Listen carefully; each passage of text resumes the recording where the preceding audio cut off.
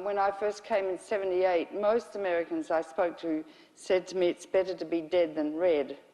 And I remember when I first came to America in 1965, I went through immigration. They said to me, are you a communist? I didn't even really know what a communist was, you know.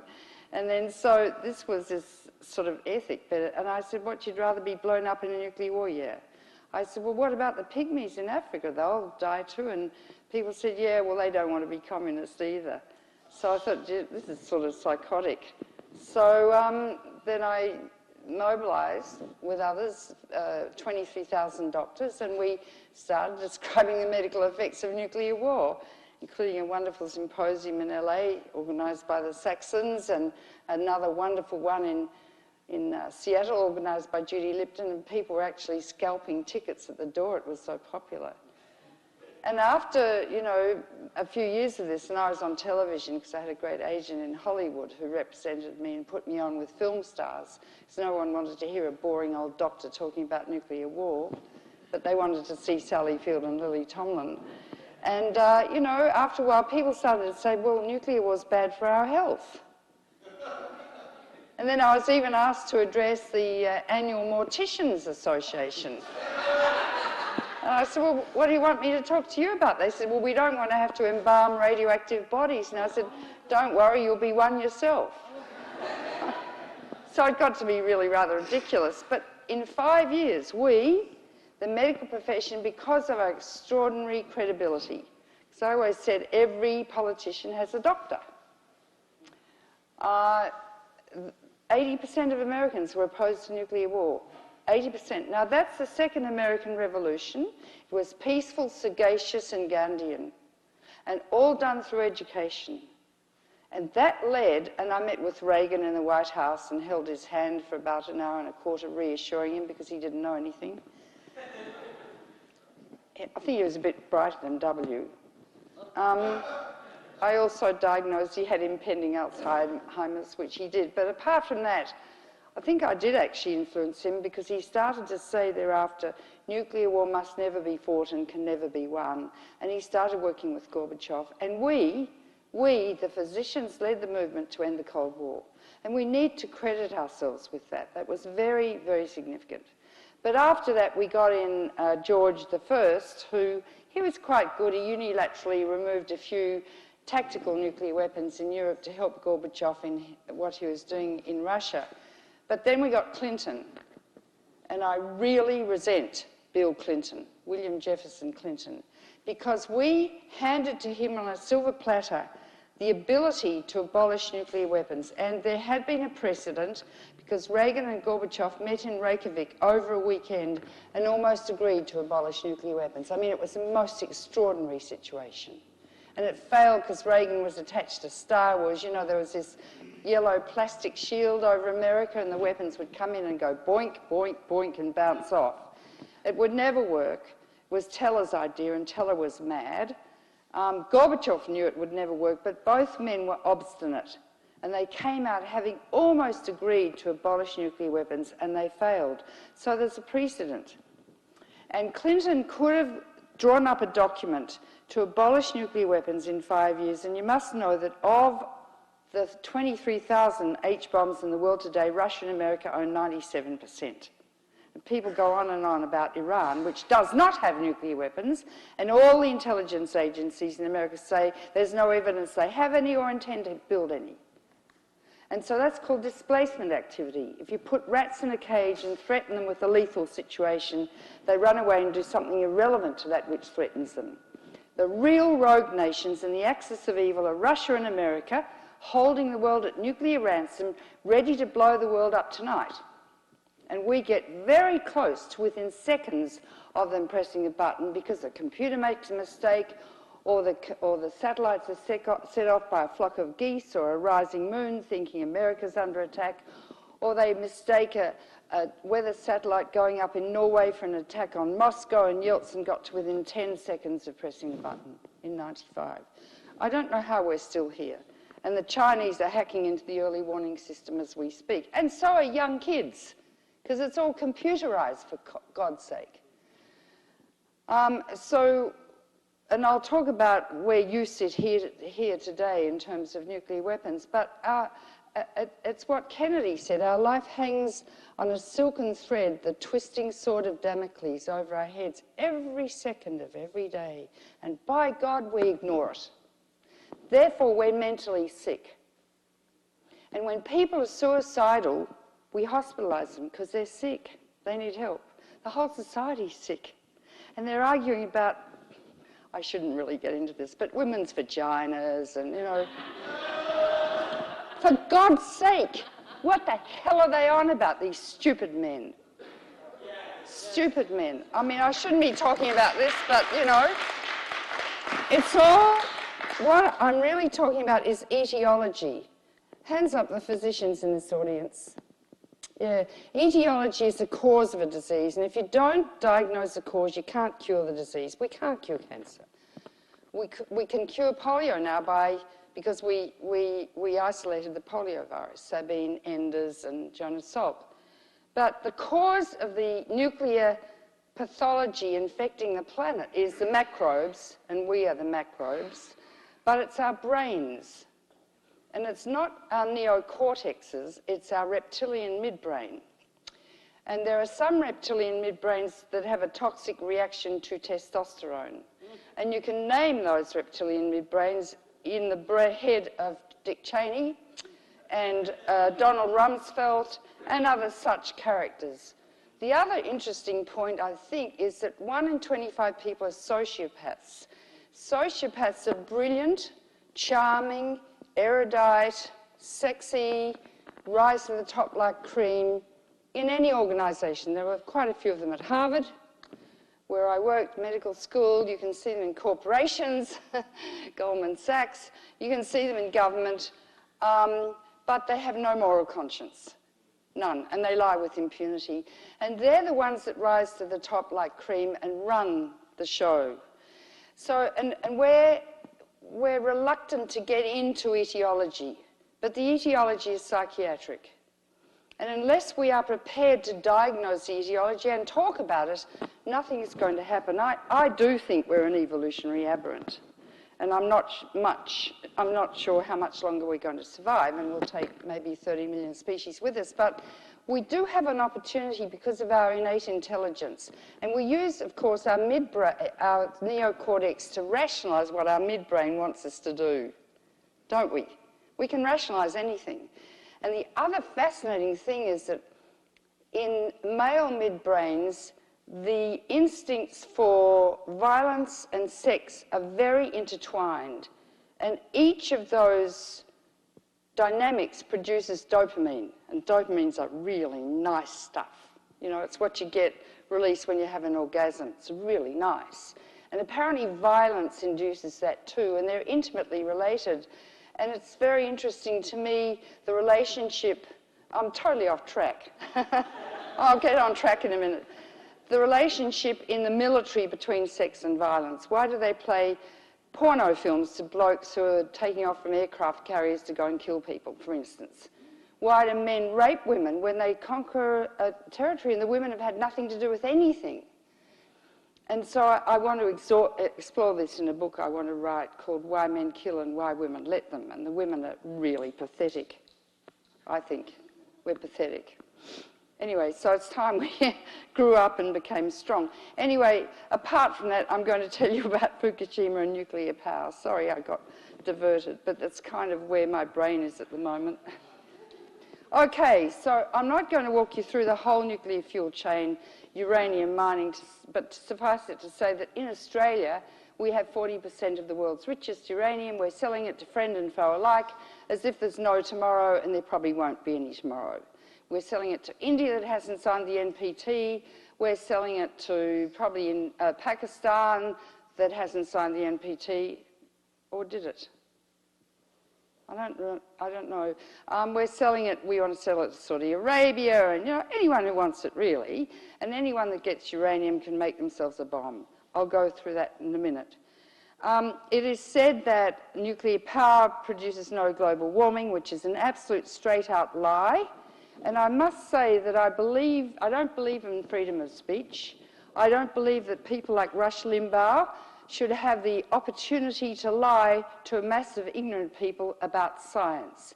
If we lie in medicine, we would be killing or damaging our patients, and we would be deregistered, like the man who said that immunisation causes autism. He's been deregistered. So it's totally inappropriate to lie about science when the Earth is in the intensive care unit, critically and possibly terminally ill. And so it's totally inappropriate for people like Rush Limbaugh, who doesn't know, well, there's a very rude Australian expression which I won't use, doesn't know anything. And people, millions of people listen to him. This is totally inappropriate. And then Murdoch, you know, well, I won't go into Murdoch. He actually created my career in Australia. Now, so the first chapter of this book deals with the fact that nuclear power produces massive quantities of global warming, because a nuclear power plant does not stand alone. It is underlaid by a massive industrial infrastructure. You have to mine millions of tons of uranium, fossil fuel. You just watch those trucks. They're as big as this church, a truck. And then you've got to mill it, crush it into little fine particles, that more fossil fuel. And then the uranium is enriched in America and at Paducah.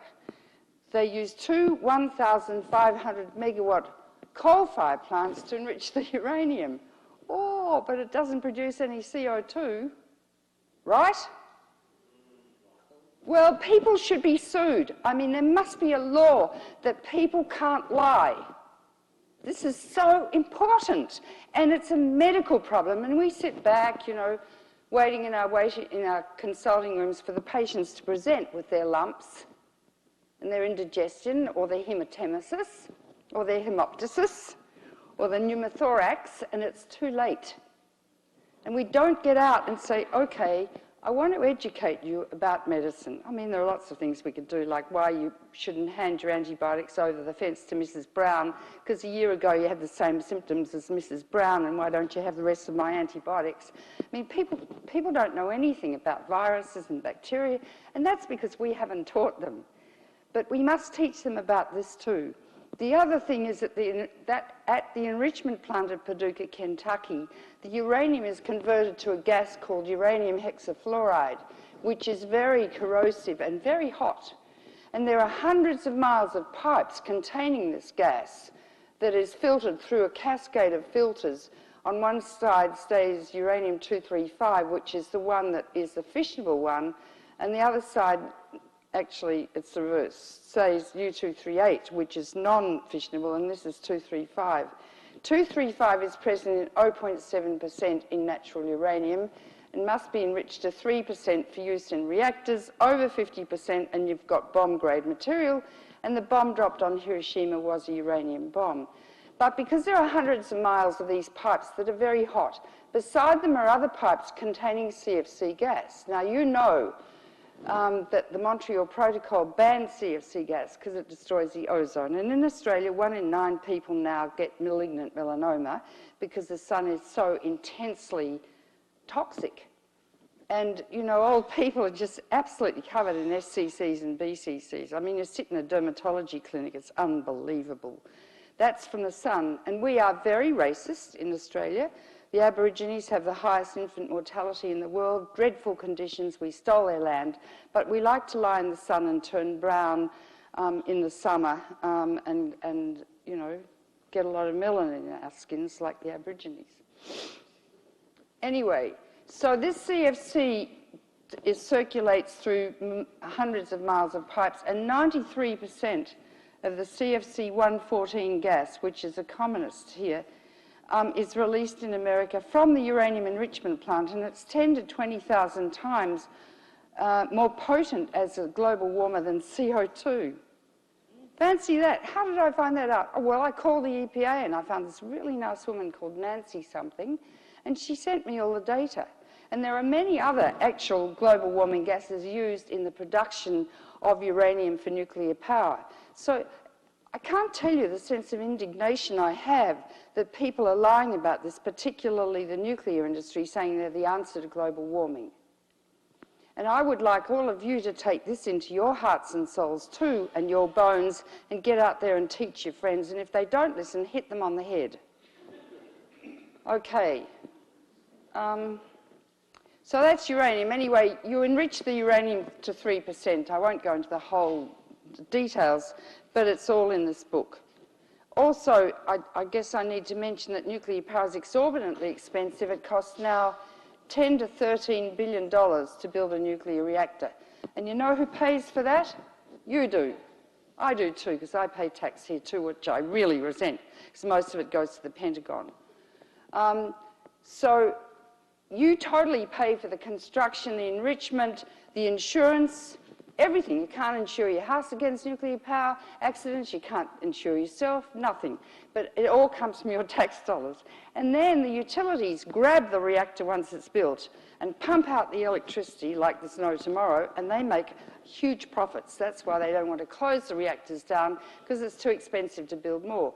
Now, the cost of decommissioning or taking apart an old radioactive reactor is beyond compare, much more expensive than building it, and no one's ever done it. And you have to wait till they cool down because they're so terribly radioactively hot. And they have to be taken apart by robots and remote control. It's interesting, at Fukushima, Japan is the leading producer of robots, yet they had never made robots to withstand very high radiation areas because they always assumed that they wouldn't have an accident. So they had no robots to deal with what they're dealing with now. Isn't it interesting, the psychic numbing that people practice? And we all practice psychic numbing, except children. Children don't. But mummy, why is that? I mean, kids are so honest and alert, and it's only when their hormones, those nasty things, start circulating at menarche, that the kids go, they lose it. And they are able then psychologically to block out unpleasant realities. And my grandson Paulie's going through this at the moment. He was a gorgeous kid who looked like a face on the Sistine Chapel, and suddenly he's getting all hairy. And, you know, you say, "How are you, Paulie?" He won't even talk to me anymore. And as Penny, my daughter, said to him and his sort of hairy friends that trudge through the house, she says, "Well, we can't really trust you because your frontal lobes haven't developed yet." They haven't. Okay, so cost. I mean, I say no more, it's just ridiculous, the cost of nuclear power. Why do people want nuclear power? Well, again, it's the midbrain attitude. You know, when they split the atom, it was very exciting. And in my other book, Nuclear Power, The New Nuclear Danger, there's a fascinating study by an anthropologist called Hugh Gustafson, who went to live with the weapons makers in Los Alamos for a year. And he used to drink beer with them in the pub at night and go to church with them. And actually, many of them are his dear friends.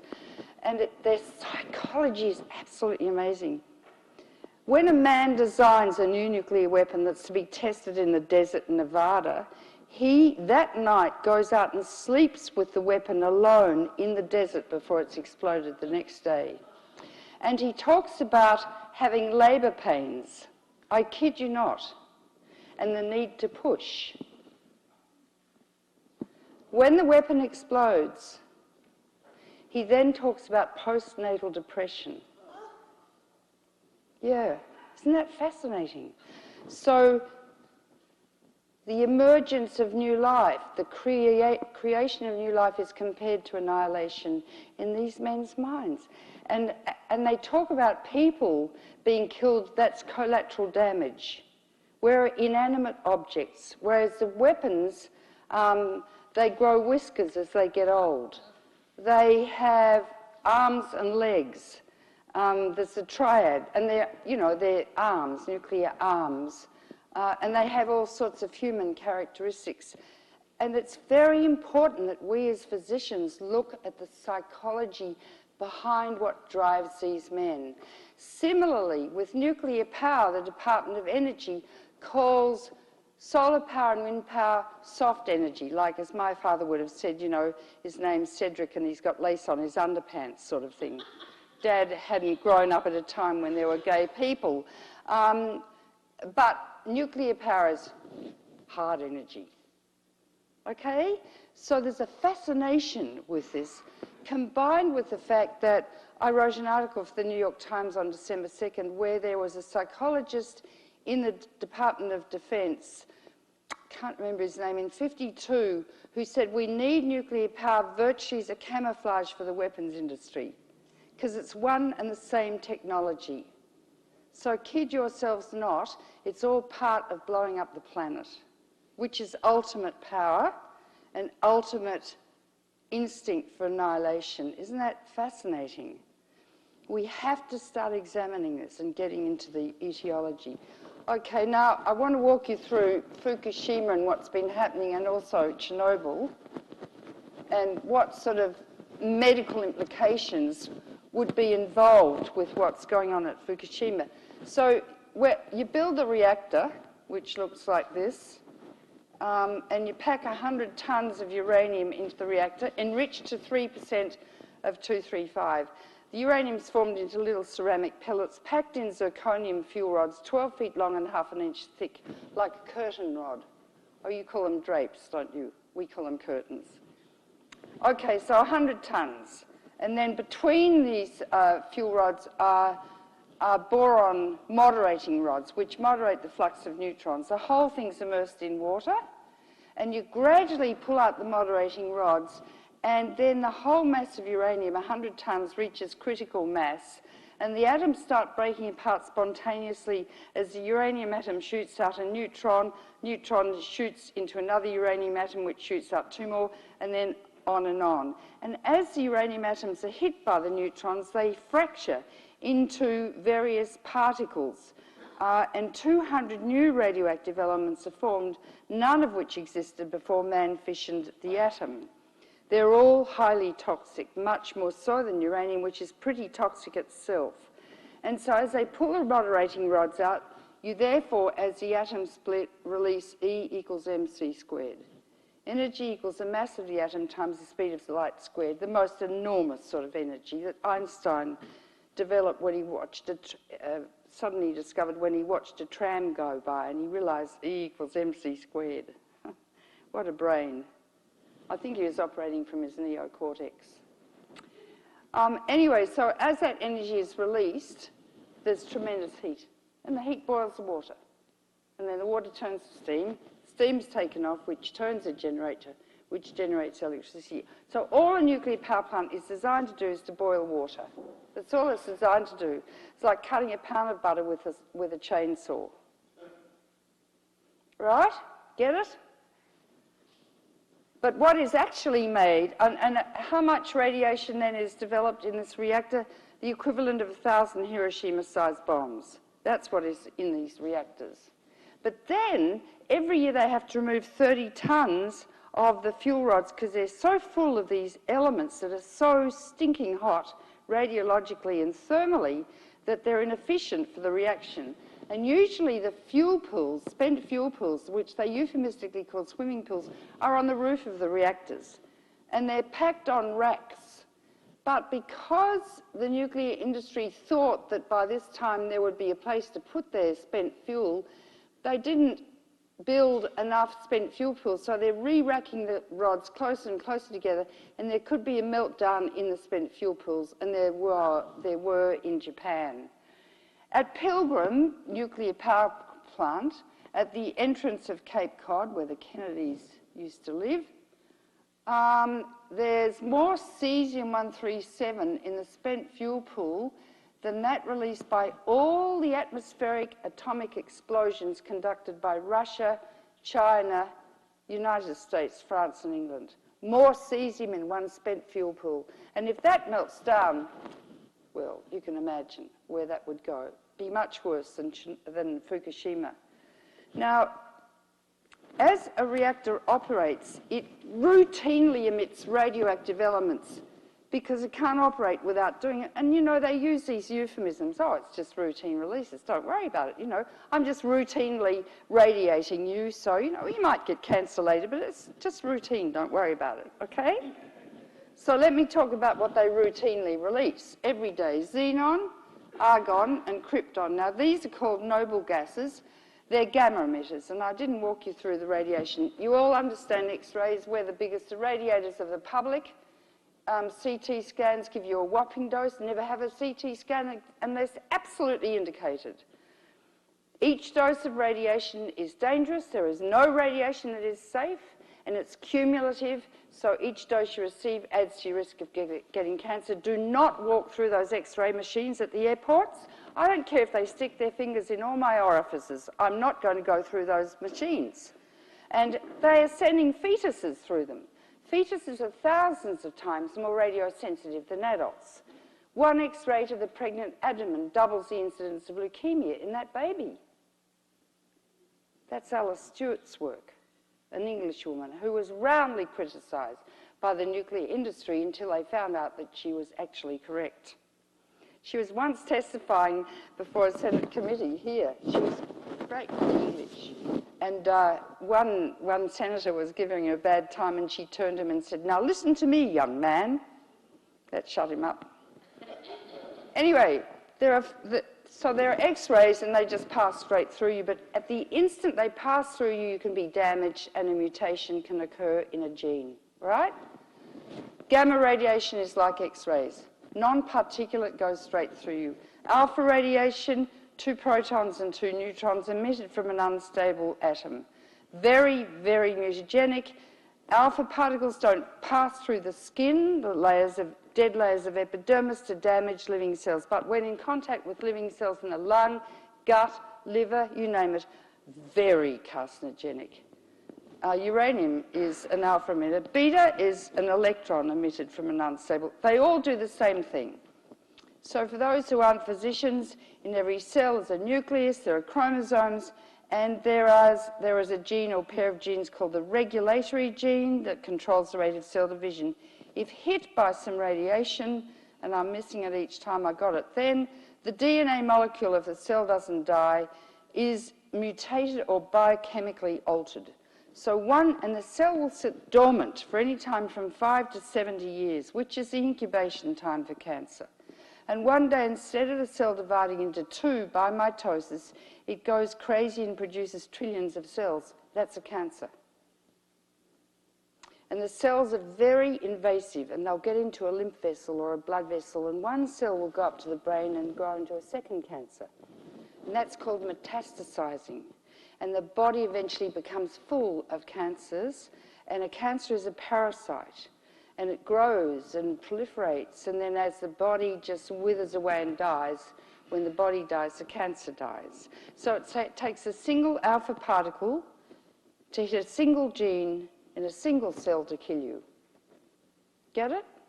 Now, there are other genes that are more important than normal cells, somatic cells in the body, and they're called the germ cells, the sperm and the eggs. And the sperm and eggs carry all the genes for future generations, and all those genes are vulnerable to being damaged by radiation. We all carry several hundred genes for disease. Why? Because it's radiation over time that induced evolution. Radiation caused the fish to develop lungs and the birds to develop wings, and for us to evolve into this incredible creature with an opposing thumb and this huge neocortex. But most mutations are deleterious. They cause disease. Very few are advantageous to survive in a difficult environment, but they occur over billions of years. And what we're doing by increasing the level of background radiation in our food and our air through nuclear power and Hanford and the like is increasing the number of deleterious mutations. Now, interestingly, I've been saying this for years, yeah, we all carry several hundred genes for disease, like diabetes and cystic fibrosis, my specialty. There are 2,600 genetic diseases. You all must listen to this, it's very important. But the other day, my son was diagnosed with hemochromatosis. Hemochromatosis is a disease which is an abnormality in iron metabolism, and you collect iron in your tissues, and you can get cardiomyopathy. It destroys the heart muscle. You can get cirrhosis of the liver. I, therefore, carry the recessive gene for hemochromatosis. You could have knocked me over with a feather, and so does my ex-husband. Isn't that fascinating? It's called a Mendelian recessive. And normally, Mendelian recessives take about 20 generations for the two of them to get together to express the disease, like diabetes or cystic fibrosis or hemochromatosis. There are the dominant ones, like the achondroplastic dwarfs, you see, who have normal trunks and very short arms and legs and big heads. That's a dominant. And at Children's Hospital in Boston, I once saw a family. Mother was normal, father was an achondroplast. They had 5 children following in their wake, 4 of whom were achondroplastic dwarfs. So it's a toss of the coin each time, Russian roulette. Okay, so as we fill up the environment with radiation, so we're going to increase, well, we're damaging the very building blocks of life, and most people don't understand that. And they are passed on generation to generation to generation. That's the thing. Once you do produce a mutation, if you reproduce, it will probably be, I mean, 2 of my children are carriers. My daughter won't get herself tested, and she's a doctor. She's a bit difficult, as daughters are wont to be. Now, so I didn't finish the xenon, krypton, and argon. These are xenon, krypton, and argon. They're called noble gases. They're gas because they don't combine biochemically in the body. However, if you inhale them into your lung, they are absorbed through the alveoli, and they're very fat-soluble. And where are the main fatty tissues of the body? The abdominal fat pad and the upper thighs. And what is located in that area? The gonads, the testicles and ovaries. And they're very high-energy gamma emitters, like X-rays. So people who live near nuclear reactors, if there's an inversion system, and these things are emitted all the time, they could be enveloped in a cloud of xenon or krypton or argon, inhale it and damage their genes. Okay? And also their regulatory genes later to cause cancer. What you also should know is children are 10 to 20 times more radiosensitive than adults, but little girls are twice as sensitive than little boys to getting cancer, and that we haven't talked about that much, but we don't know why. We don't know why. Now, what else comes out routinely? Tritium. Tritium is H3 instead of H2. And it's used in exit signs, it's used on watch dials, it's used on airport signs for the planes to see. It is a tiny, very active molecule. It gets out of every single container except gold, because gold is so dense. It'll escape from stainless steel, glass, plastic, you name it. So you can't contain tritium. And the nuclear industry says, it's only radioactive hydrogen. Well, it combines with oxygen to form tritiated water. And you know there are often fogs around nuclear power plants and full of tritiated water. And this tritium actually can get right through the skin. Now, the skin lets nothing through because it's the most important organ of the body. That's why when you get a burn, you get so sick, because you lose the protective mechanism. It also is inhaled into the lung and also bioconcentrates in the food chain, and you can't taste it. And it's nasty stuff because it combines in the DNA molecule. It's highly mutagenic. It's a soft beta emitter. And I write all about it in this book. And there's a huge literature written by the nuclear power industry because they're scared of tritium, but they say, don't worry, it's really okay. It's only tritium. It causes brain tumours, muscular tumours. Well, it causes cancers in many organs. Okay, that's tritium.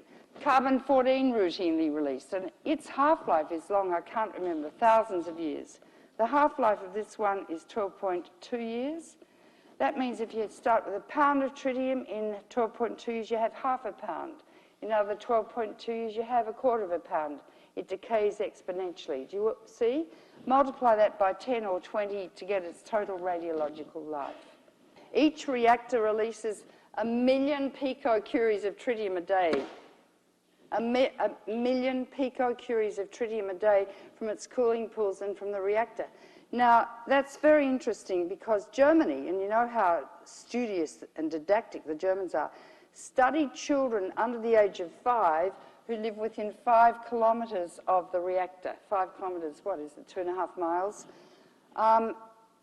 It's 16 old reactors, and they found that the children under the age of have double the incidence of leukemia and a high incidence of cancer. That's because of the tritium. And that's also because of the argon, xenon, krypton, and carbon-14, and other releases they sometimes, just routinely release. The study was reproduced in France, and they found the same thing. Now, it's never been done here. Why? Because if you do it, then you've got to do something about it, like maybe close the reactors down, and the parents are going to rise up and get really upset. So if you don't want to do anything, don't do the study. Your industry is really evil. And I use that word advisedly and carefully, not just off the top of my head, because killing people is evil. Wouldn't you say? Thou shalt not kill? Okay, so now I want to go on to the other elements. I can't go through all of them, but I will give you an example of some that got out at Fukushima, and then I'll go on to Chernobyl. I-131, you all know, where does iodine goes in the body? Where? Thyroid, yeah. And particularly in little children, they suck it up like a sponge. It's a beta, electron, and a high energy gamma. It's got a half-life of 8 days, so it's around for about 10 weeks. When it lands on the soil, the grass sucks it up and bioconcentrates it by orders of magnitude. The cattle then eat the grass. I can't draw a cow, but the active organ is this one. And it concentrates most highly in the milk, and then a pregnant woman may be drinking the milk. So as the radioactive iodine passes through the breast tissue, it can mutate a cell to cause cancer later.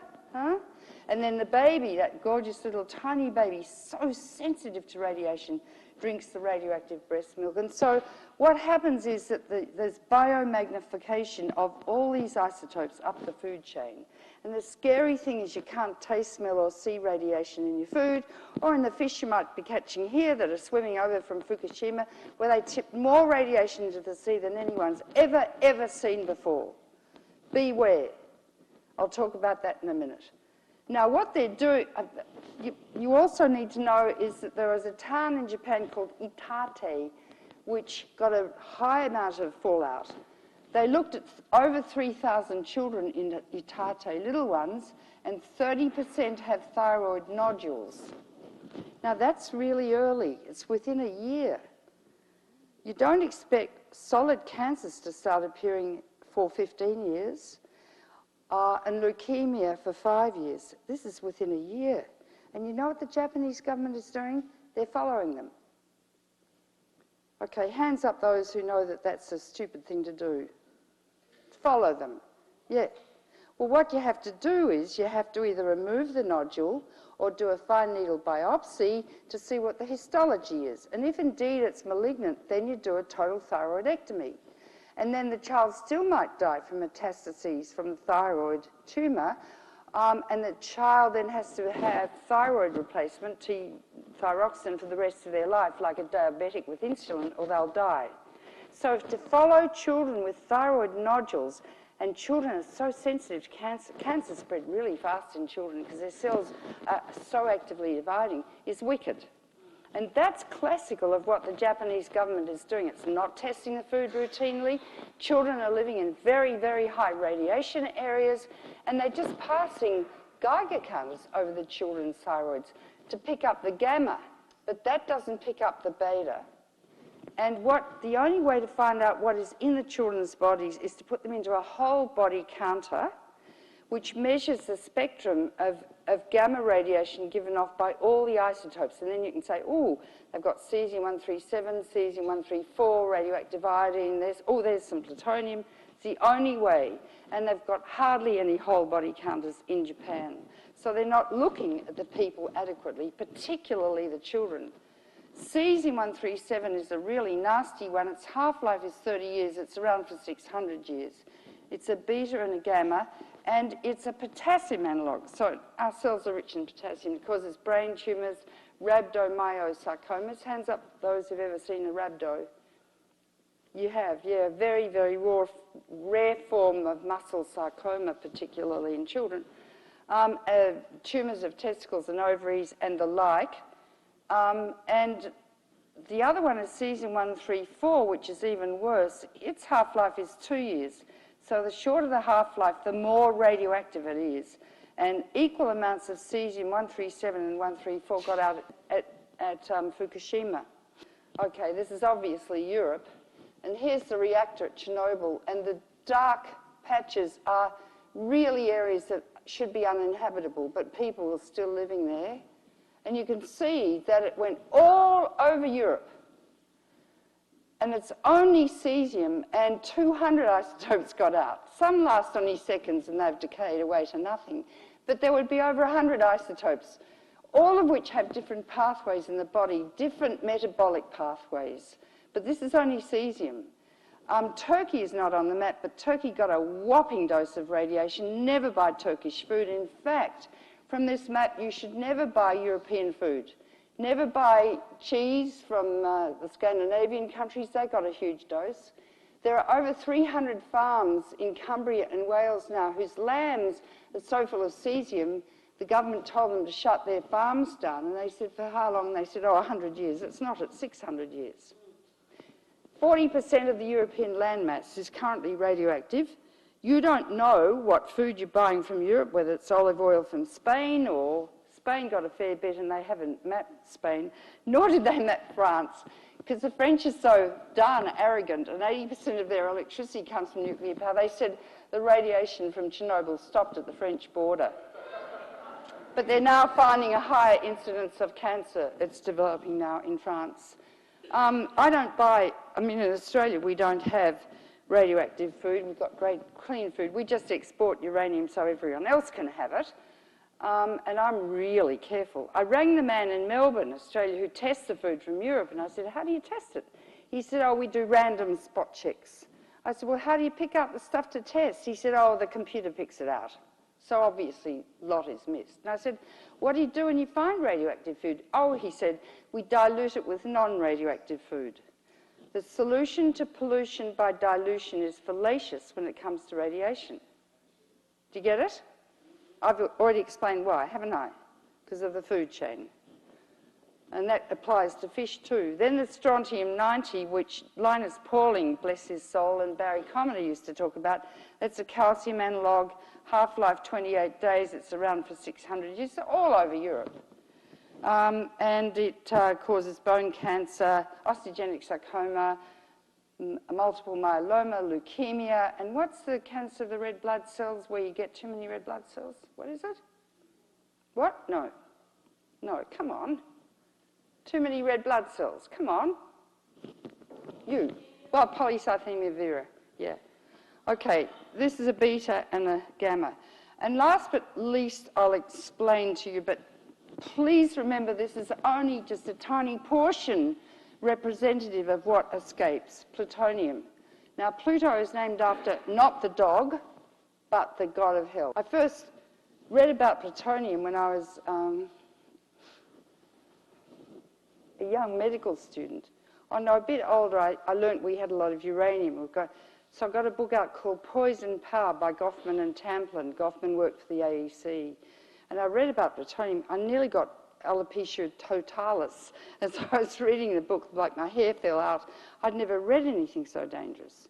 So let me walk you through it. It's an alpha emitter, such that 10 to the 6 grams is definitely carcinogenic, a millionth of a gram, but it's probably 10 to the minus 9 grams.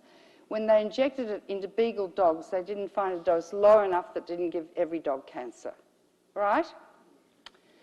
It is an alpha, it's got a half-life of 24,400 years, so it's around, a quarter to 500,000 years. It's all over Europe. It's an iron analogue. It's not absorbed well from the gut, but in neonatal guts it's absorbed because they're immature, and in chlorinated water it's absorbed better.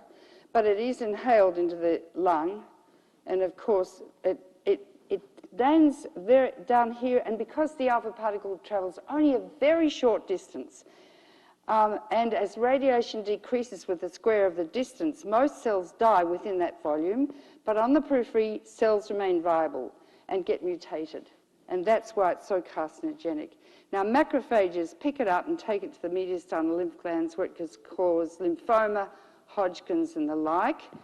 It is stored in the liver, of course, where iron is stored, where it can cause hepatocarcinoma. It goes to the bone, of course, where it can induce osteogenic sarcoma, polycythemia vera, multiple myeloma and leukemia.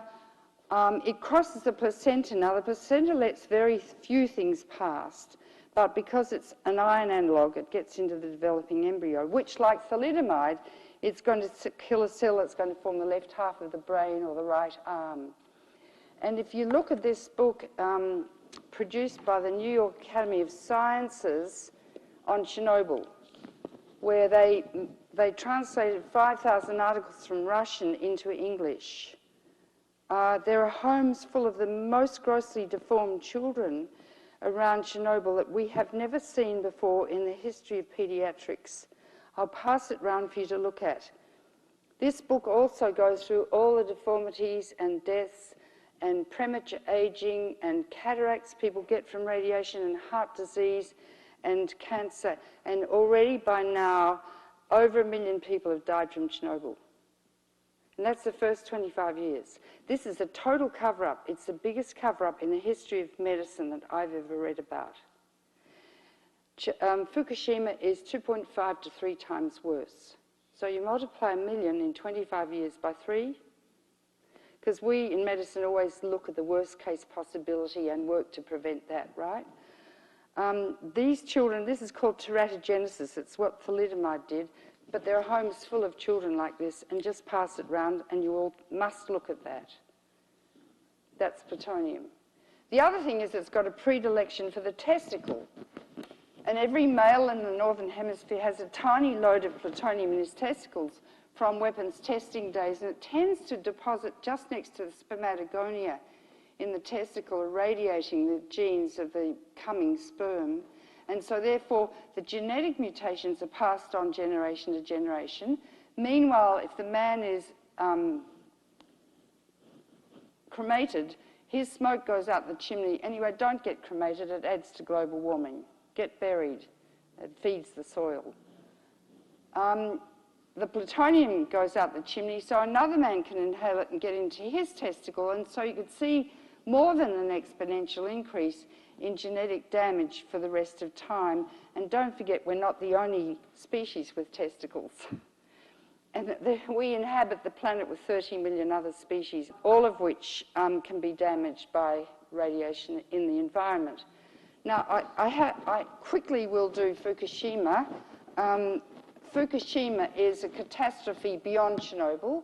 There have been 3 meltdowns. They knew in the first 2 or 3 days that there were meltdowns, but they didn't tell the Japanese people for 3 months.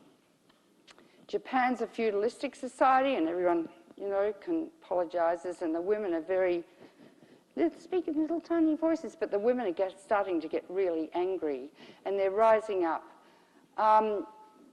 The amount of radiation that got out is all estimates, guesstimates. There are no measurements. There were no radiation monitors active at the time, except some called I think they were called CVITs or whatever, the something system, which measures radiation from fallout from weapons testing. And they actually knew where the radiation was going, but they didn't tell the people because they didn't want to cause panic.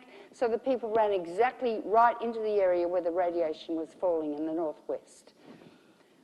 The first few days, the winds were blowing towards the east and blew over the Pacific. And that was lucky, because if they'd blown over Japan, Tokyo would have had to be evacuated.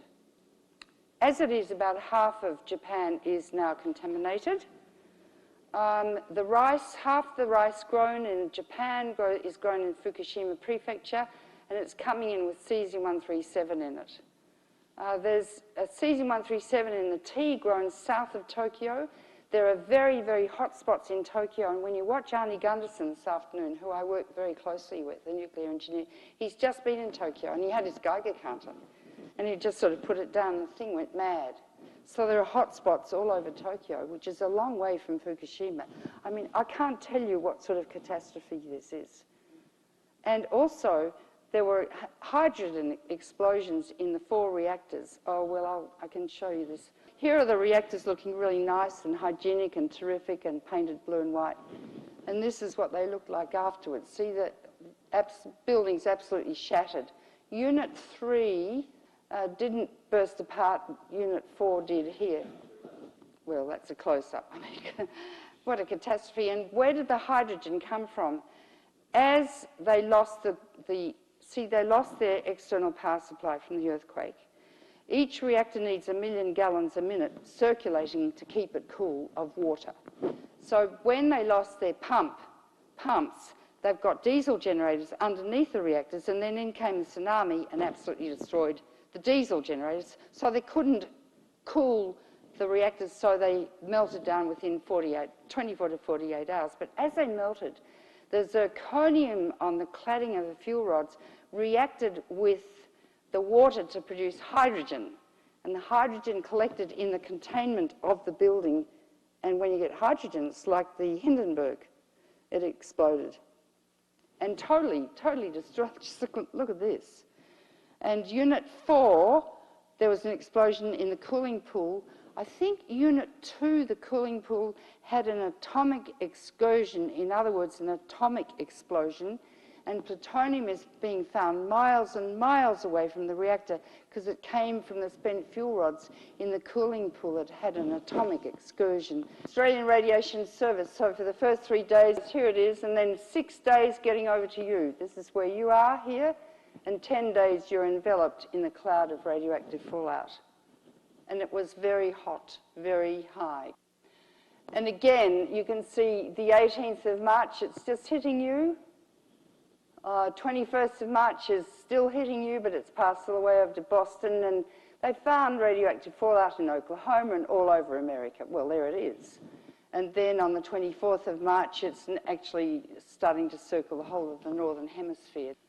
Well, this is just an indication of where the fallout went when the wind changed from blowing east toward the northwest, and this is where the people fled. And children are still living in areas which were evacuated around Chernobyl. The Japanese government has been really obscene in looking after its children. Next. Well, these are just some of the elements, uranium-238 and 235, 234, all of which are very carcinogenic, causing congenital deformities and cancer in children in Fallujah and Basra, where they're using uranium weapons. It's really a nuclear war. Here's plutonium, cesium-137, strontium. Cobalt-60 is nasty gear too, really nasty, and its half-life is 5 years more. We've done this more. And this is interesting. This is ginkgos, maidenhair trees, just after, this is July the 30th, and it's sort of spring, you know, early summer, and these dead areas on the leaves are where radioactive fallout landed and killed the leaves. These are the azaleas that are all dead. Now, extrapolate that to lungs. Okay? Arnie worked with a man called Mark Kaltofen, and you can find this on Arnie's website or my website too. And they took engine filters from cars in Tokyo and measured the radiation in them. And the filters were so radioactive, they were brought to America, they had to be buried in radioactive waste dumps. Now, an engine filter is the same as a lung, and it inhales almost about the same amount of air per day as does a lung. They found 10 hotspots in lungs in people in Tokyo, hotspots, plutonium. They measured them here in Seattle, 5 per day. Yeah, and the thing that's so sad is you see no cancer when it arises, when you cough up your first bit of blood and you think, oh shit, you know, better go to the doctor, and the x-ray's taken and there's a mass. Doesn't wear a sign denoting its origin. Doesn't say I was made by some plutonium you hailed from Fukushima 10 years ago. So we can't identify the etiology of a particular cancer. All we can do is take an exposed population, which we did with Hiroshima and Nagasaki and the Marshall Islands and the like, and compare them to a non-exposed group. Do you want to take some questions? Yeah. So the cloud that you showed in the dispersion path, Yeah. are we still getting that on a regular basis? Not very much at all, although Arnie says it's still emitting 1 million curies a day, I think. We need to ask him. A lot's still getting out. However, If there's another earthquake and building 4 collapses, which contains the cooling pool with fresh fuel, I'm going to evacuate my family from Boston. And they will have to evacuate Tokyo. And go where? Where are you going to go? Australia, love. See, the 2 air masses don't mix at the equator, so the northern hemisphere just gets the fallout. And if there's another earthquake, oh, no, that's if there's another, but also now the corium, which is the molten lava of the meltdowns, is on the concrete floor, and it can react with the concrete to form hydrogen. In fact, it's doing that as we speak, and they're injecting nitrogen at great rate into the 3 reactors, unit 1, 2, and 3, to remove the hydrogen so it won't explode. The other thing Arnie explained to me is you get radiolytic decomposition of water. So the radiation splits the water atom into hydrogen and oxygen, a very volatile, explosive compound. So we're still at great risk. The accident is not over. There's no way to clean it up. They say 40 years, but they can't clean it up. They can't. And God help us, it's not over. This is a study I commissioned called Carbon-Free, Nuclear-Free. There's enough wind power west of the Mississippi to supply your whole country with 3 times the electricity you currently use. You waste 28% of the electricity you use. Nuclear power generates 20%. Turn off all your lights, your computers. Don't dry your clothes in clothes dryers. Hang them outside in the sun. Oh, but Mrs. Brown might see your underpants and your brassieres. Oh. And in the winter, hang them up by the furnace. Just be sensible. Don't walk through those doors that open and close. They're global warming doors. Okay, here's your country. And this was just done by the Natural Resources Defence Council. These are all the reactors you've got. And that's only a 10-mile exclusion zone surrounding them. But in Japan, the American military demanded that the American citizens have to evacuate 50 miles from Fukushima, but of course it wasn't enough. So I just wanted to give you an image of what you're dealing with, and from a medical perspective, or I would say it's medically indicated to close all of those reactors down tomorrow. And I don't care what laws they've got or what the NRC says. Laws are not written in stone, and we are the bosses. We are the bosses, the physicians. We understand, and only we have the authority and credibility to close these carcinogenic factories down, which will, over time, from radioactive waste, produce random, compulsory genetic engineering for the rest of time. Okay? Thanks. Thank you.